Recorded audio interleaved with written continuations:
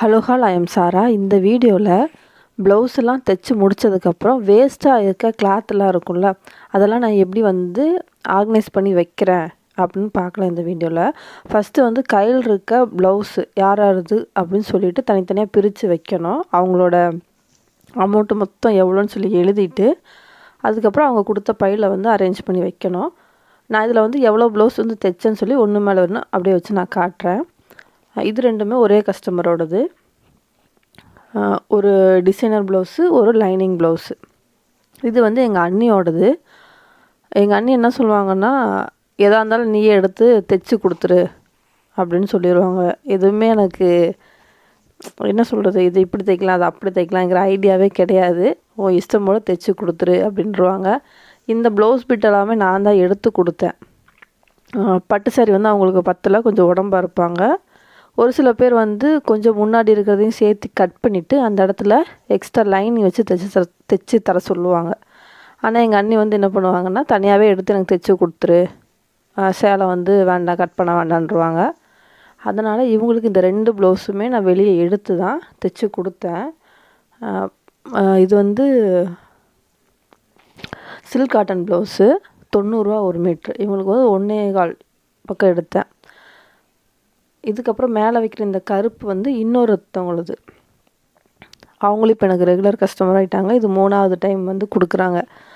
போன வீடியோவில் ஒரு ப்ளவுஸ் பற்றி நான் சொல்லியிருந்தேன். கை மிஸ்டேக்காக நான் கட் பண்ணிட்டேன், அதை எப்படி சரி பண்ணுறதுன்னு சொல்லிட்டு. அந்த கஸ்டமரோடது இது.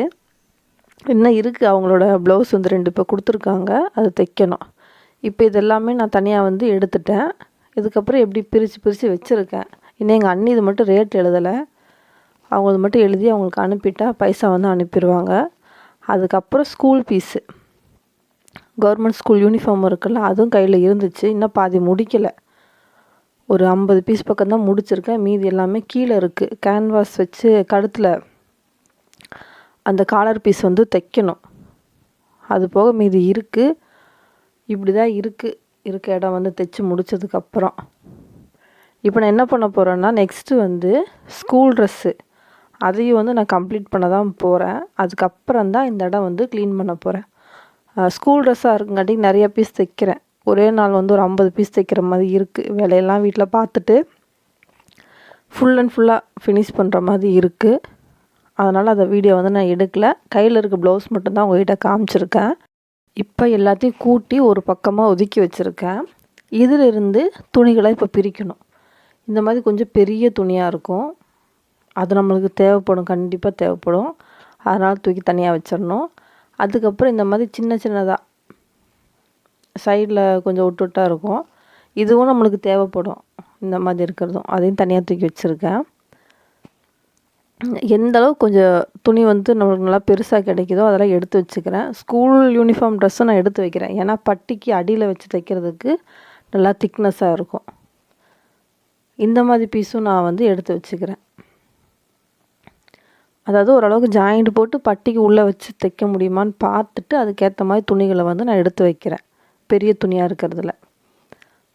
இந்த மாதிரி கழுத்துக்கு கிராஸ் பீஸ் கொடுத்ததுக்கப்புறம் மீதி இருக்க பீஸ் இருக்கும்ல, கட் பண்ணிவிட்டு அந்த பீஸும் நான் எடுத்து வைப்பேன். ஏன்னா ஒரு சில பேருக்கு கழுத்து அந்த கிராஸ் பீஸ் பத்தாது. அவங்க துணி கம்மியாக கொடுத்துருப்பாங்கள, அதில் இதை வச்சு ஜாயின் பண்ணி அடிச்சிருவேன். ஒரு மாதிரி கலர் சேமாக இருந்துச்சுன்னா அதுக்காக இதையும் எடுத்து வைப்பேன். இந்த 2 இன்ச் பீஸையும் நான் எடுத்து வைப்பேன். இது எல்லாமே நம்மளுக்கு உதவும். ஏன்னா எல்லாருமே நம்மளுக்கு 1 மீட்ரு கிளாத் லைனிங் கிளாத் எடுத்து கொடுப்பாங்கன்னு சொல்ல முடியாது. ஒரு சில பேர் 80 பாயிண்ட் கொடுப்பாங்க. அவங்க சின்ன உடம்பாக இருக்குது, 80 பாயிண்ட் போதும் அப்படின்னு சொல்லுவாங்க. ஆனால் கட் பண்ணுறதுக்கு மேலே மட்டும்தான் துணி இருக்கும். அடியில் வைக்கிறதுக்கு 2 இன்ச் பீஸ் கொடுக்கறதுக்கு கிராஸ் பீஸ்க்கெலாம் துணி இருக்காது. அதனால் டெய்லர்ஸ் இந்த டிப்ஸை யூஸ் பண்ணிக்கோங்க. என்ன மிச்சம் இருக்கோ அதை எடுத்து வச்சுக்கோங்க, பின்னாடி உதவும். இது போக மிச்சம் இருக்க துணி எல்லாமே குட்டி குட்டியாக அப்படி கட் பண்ணியிருக்கேன். எதுக்கு தெரியுமா? அதாவது தலையணை உரையாகவும் வச்சுக்கலாம். தலையணை உரைக்குள்ளே போட்டு ஒரு தலையணையாகவும் வச்சுக்கலாம். அப்படி இல்லைன்னா நான் மேட்டு தைக்கிறதுக்காக யூஸ் பண்ணுறேன் இந்த பீஸெல்லாம். சிசர் என்ன இப்படி இருக்குன்னு பார்க்காதீங்க. இந்த சிசர் வாங்கி 4-5 வருஷம் ஆச்சு. நல்லா தான் யூஸ் ஆகுது, நான் இல்லைன்னு சொல்லலை. சரி ஓகே, என்கிட்ட இருக்கிறத வச்சு நான் கட் பண்ணியிருக்கேன், அதனால் இப்படி ஆயிடுச்சு. வேறு சிசர் வேணால் நான் மாற்றிக்கிறேன். இப்போதைக்கு யூஸ் பண்ண அந்த கிளாத்லாம் கிளியர் பண்ணணும், அதனால் இதை வச்சு யூஸ் பண்ணியிருக்கேன். மிச்சது வந்து ரொம்ப கட் பண்ண முடியாமல் சின்ன சின்னதாக இருக்கிறதெல்லாம் இப்படி ஓரமாக ஒதுக்கி வச்சுருக்கேன். இதெல்லாம் சுத்தமாக வேஸ்ட்டு தான். இவ்வளோ மண் இருக்குது பாருங்கள், எப்படி தான் இவ்வளோ மண் வருதுன்னு தெரியல வீட்டுக்குள்ளே. இப்போ வந்து இதுலேயும் வந்து பிரிக்கணும், பெரிய பெரிய துணியாக பிரித்து தனியாக வைக்கணும். அதுக்கப்புறம் கிராஸ் பீஸை 2 இன்ச் பீஸ் இதெல்லாம் பிரித்து தனியாக வைக்கணும். தனியாக வச்சு ஒரு கவர் அதுக்குன்னு வச்சுருக்கேன், அதில் போட்டு வைக்கணும். இதுதான் வேலை. ஈஸியாக வந்து இந்த இடத்த க்ளீன் பண்ணி முடிச்சுட்டு அள்ளி வெளியே போட்டுடலாம். ஆனால் நான் அப்படி பண்ண மாட்டேன். இவ்வளோ துணி நமக்கு யூஸ் ஆகும். சரி இதை தான் எடுத்து வைக்கிறீங்களே, அதுக்கப்புறம் ஏன் சின்ன சின்னதாக கட் பண்ணி வைக்கிறீங்கன்னு கேட்பீங்க. எனக்கு அந்த துணியும் தூக்கி போட மனசு இல்லை. சரி கட் பண்ணலாம், நம்மளுக்கு உதவுன்னு சொல்லி அதையும் கட் பண்ணி வச்சுருக்கேன். இப்போ தூக்கி போடுற நீ சின்ன சின்னதாக இருக்குன்னு சொல்லி அதை தூக்கி போட கூட எனக்கு மனசு இல்லை. அதை வெட்ட முடியல, ஒரு மாதிரி மண்ணாக இருக்குது, நரன்னு இருக்குது. சிசர் தான் இன்னும் பாதிக்கப்படும்னு சொல்லிட்டு அந்த துணியெலாம் ஓரமாக ஒதுக்கி வச்சுட்டேன் குப்பையில் போடுறதுக்காக. மீதி இருக்க துணி வந்து இவ்வளோ தான். இதைத்தான் தனித்தனியாக எடுத்து வச்சு கவரில் வைக்கணும். எக்ஸ்ட்ரா கட் பண்ணது வந்து இந்த கவர், இந்த கேரி பேக் ஃபுல்லாக வந்திருக்கு. இந்த மாதிரி நான் 3 கேரி பேக் வச்சுருக்கேன், இன்னும் இருக்கும்.